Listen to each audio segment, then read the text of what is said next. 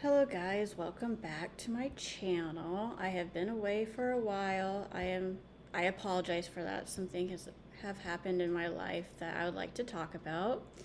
My channel's name is Kayla's Autism Journey. Welcome back, as I said.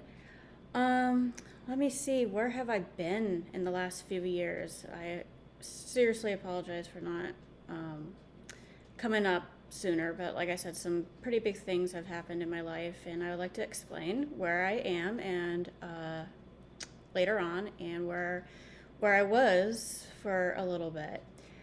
I moved out, as you may know, because me and my ex-husband were in a divorce, and then we officially got divorced a few years ago. So it's been about 2 years now since we have been. We still keep in contact. We're still friends, and yeah. Anyway, um, uh, so when I moved out a few years ago, I found a little place to live in my town where I live, and it was very small, and I had my dog with me. Moved out because he was mine, but at the time he was. Anyway, he came with me, and everything came crashing down at that point. I had a nervous breakdown. It was extremely hard. Every day I was extremely anxious. I had anxiety attacks, one after the other.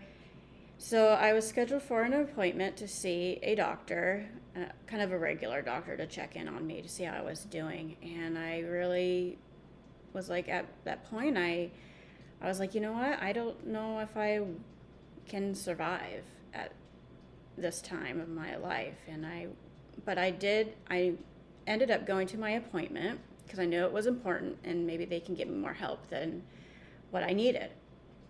So I went to the appointment, very, very anxious at giving up point. I made it there, and I told the lady who checks your vitals, I said, I don't think I can make it. Like, I didn't want to live at that point. That's how low I was. I felt horrible. So she got in contact with some people to see what they can do, and they wanted me to get help. And I knew I wanted help. I didn't feel safe at home. I wanted to give up in my life. And trust me, that is not a great place to be in. It was horrible. So I got transferred to a hospital about 40 miles from where I live, in a police car, actually, but I wasn't obviously arrested for anything. I was getting escorted down there because I needed help. And I was very, very desperate to get help because it was horrible. Anyway, I rode down in the car, and they checked me into a crisis center at first. And I've been to this crisis center before because of previous things. And so I got down there. They went to the crisis center. I checked in and everything. And I'm like, you know what? Why am I here? I need to go to the hospital. And I really, really felt like I needed that. So it took a while for me to get transferred to the hospital. So first you have to go through the ER. I sat in the ER for not too long, a few minutes. Checked me back, and I was telling them what was going on. That was a huge process. I sat in this one room forever, barely had any phone service, so whoever wanted to contact me really couldn't because I had no phone service. But I really didn't feel like talking to anyone because I was so low. So when you're at a low point of your life, you don't want to talk to anyone. That's where I was. And I got a lot of messages on my phone just being like, where are you? What's going on? And I talked to a few people in the ER, and they're trying to figure out where I should go. So I had an interview kind of thing through via like a tablet thing they gave me in the ER. Talked to her, and she was like, okay, and so then they came back. It was probably around midnight. I hardly ate all that day or drank anything. And they're like, oh, I think we're going to transfer you back to the crisis center. And I'm like, I was really confused. I was like, no, that's not where I need to go. Those are people coming off of like drugs and stuff. And that was not me. That was, yeah. So anyway, I was just like, okay, I was kind of upset. So the lady came and I was like, okay, well, we talked it over. We will actually take you to the ER, but you have to, not the ER, I meant, sorry. Uh, we're going to actually, maybe in the morning, see what we can do for you. Like, okay, so I spent the night in the ER, very uncomfortable, very, very nervous, feeling horrible. And they came and said, okay, we're going to transfer you to the hospital, like kind of like the psych ward, I guess you can say. Um, and I'm like, okay. And I knew I needed to go there. I needed help so bad. Got transferred there in the morning. Then I got checked in. Um, they did all this paperwork. They showed me where my room was and said, oh, well, you have a roommate, but you can request not to have a roommate. And I really didn't want a roommate at that point. I was just like, I want to be alone. I need to kind of relax here. So my roommate at that time, she eventually did get transferred to more medical because she was having issues. So I stayed there.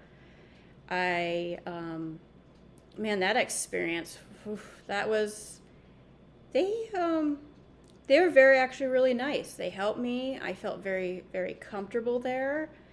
I hardly slept. I was so nervous. And I eventually asked questions. I had to go to group. They wanted me to get therapy through group at the hospital that I was staying in.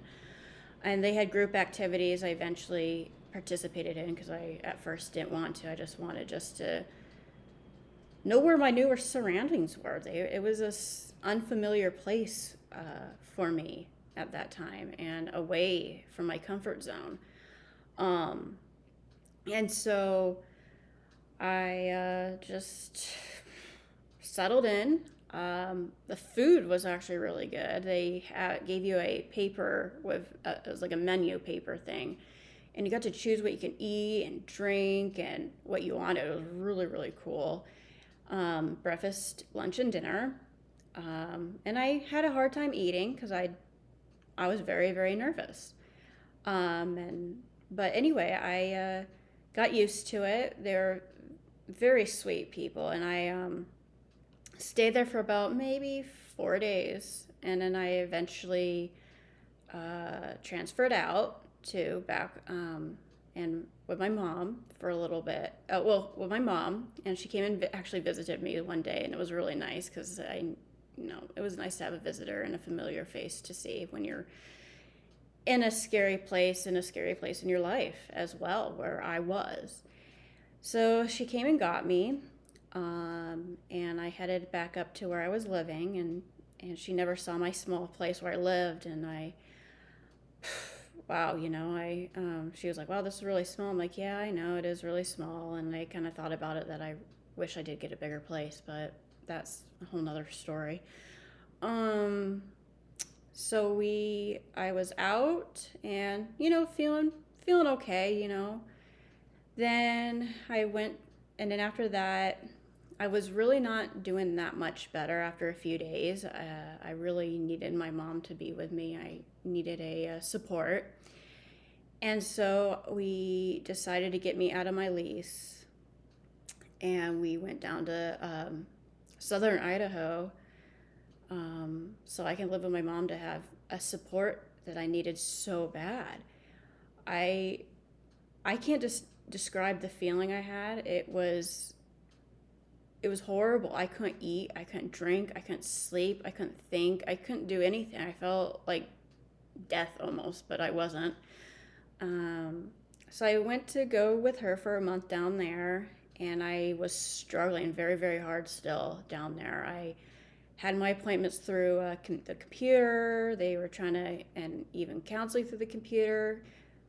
I was still really searching for help. I would tell my mom, like, I can't do this. I need help. And I would be like, I would refuse to even eat. And she's like, you need to eat. I'm like, I can't. I really cannot eat. It was like a gag reflex. I'm sorry if that's gross. Um, and it was it was wild. And so we went back up from there. I can't remember the whole story. Then we went to Washington for a little bit. I was not much better. I was still struggling really hard, but it was still nice to have my mom there because I needed to talk to somebody that I was comfortable with, and she stuck with me. And then we moved back up to where I kind of almost was, but 40 miles away, and ended back up in another hospital in a different state. Let me tell you, this hospital was so much more different than the first. You didn't have, I would say, the staff to me seemed like they were impatient with the patients that were there. The patients that were there were very severe. They were very like psychotic. Some of them had some episodes. People would lash out. So the privileges that we had at my first hospital, we didn't have at the second. I liked the first one better.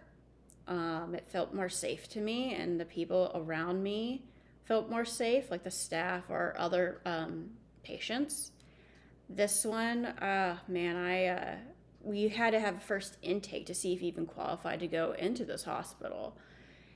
So I wanted the help and everything. And then as soon as they said, oh yeah, you qualify for going into the hospital, I put in my brakes and got really nervous and said, I do not want to do this. I want to go back to the other hospital that I was in previously. And oh man, and they said, if you refuse, we're going to have to handcuff you. And my mom was like, I can't watch this. It was probably going to be really traumatic for her. So I was like, you know what? I don't want to, but I don't also want to get handcuffed either. And that would be very hard too. So I started to cry a little bit, and I said, I know I need help. And my mom was like, you want help. And I know that. And I was like, yes, I know. And I was breaking down. We were both actually breaking down, more for me at that point, right at that moment, actually. And more of her, I guess, when on the way after she dropped me off, she broke down. She told me, actually. Yeah, and I gave up my phone, my belongings, went into a check-in area. It was like a hospital check-in area because they did some vitals and everything. You actually got a hospital bracelet with this hospital that we did not get at the first one. I would say I had a rough few days. I was there for a week because of what happened in the beginning of intake. I had to be there. I didn't sleep that entire week. I would hardly get settled. Like, they would come by every maybe 30 to 15 minutes. They would shine a light in your room and stand in your room to see if you're breathing, and that would be all throughout the night. I would hear people throughout the night, staff, doors opening and closing, people talking throughout the night. I was up all night, but in my bed that I had. Oh man, it was so hard. And one morning I woke up crying, just wanting to go home, feeling bad that I had done something wrong. Like, did I do something wrong? Because it felt like I did. And people said, no, you did not do anything wrong. I was just at a very, very low point of my life. When you couldn't order your own food, it just whatever was available, you had it. So it was different than my other one. And I now, after being taken out of the hospital and being out, I even go to bed now still thinking about how hard and scary, and I'm even mad at myself. I even ended up in there, even though I begged to go in there because I was having a hard time. It's like a nightmare for me now. It's so scary. And it's really sad to see some other people that are way off more worse than me. It's very, very sad, the mental health that is going on around us. We just need to be aware that people are struggling, not just you, maybe even worse than you. And I saw people pace up and down the hallways at my hospital that I was in, or people would talk to themselves like they weren't fully there. And, it's just, you just need to really seek help if you're really feeling at the end of your life and can't make it. Get the help you need. It's very, very important. Trust me, I've been through it, and I don't ever want to go through it again. It's horrible. And for me, I'm on the spectrum, as you know, so things are more difficult for me, but I spent the night in 2 hospitals, 2 different ones, and I survived. I made it. So, just be really aware of how you're feeling and who's around you, and talk to them. Talk to people who you trust and who you care about, and tell them what you're going through, and maybe seek counseling or whatever, because I am now seeing a therapist, and this therapist of mine is amazing, and I'm very, very thankful to have my therapist, and I really want to get better. I'm still not 100% in some ways, but I am continuing to working on myself. So, that's what's been going on. That was the last 2 years of my life, basically, the beginning of the 2 years or whatever. But now I was living with my mom for the last 2 years, and, really had a great support with her. She stuck through it all. Very, very thankful for that. If you don't have a support like that, then go look for one, because it's very important. And if I didn't have her, I would probably be not where I am today. I guarantee you that. So that's what was happening. That's why I haven't been on. I've had a lot of stress and just traumatic stuff in my life that I couldn't upload to you guys. So I apologize again for that. But now I am again living on my own, have a little place of my own in town. So getting back on my feet with that, and getting used to my surroundings, getting used to everything again, how I used to live on my own. But it's just, yeah, it's amazing. I've made it. I continue working on myself. I've come a long way. So I hope you guys haven't been thinking I disappeared forever. I'm not. I will continue to try to upload more. I really don't know much about uploading, but hopefully I'll get that chance to, or somebody to help me again. But this is just an update video of where I've been, what's been going on, and where I am now. So I guess I'm gonna say goodbye for right now, just for you guys to listen to this video and what's been going on with me. Please subscribe, share, and like. If you guys have any more comments about my hospital visits, let me know in the comments down below. This will be up on my channel. Hope you guys are doing well. Bye.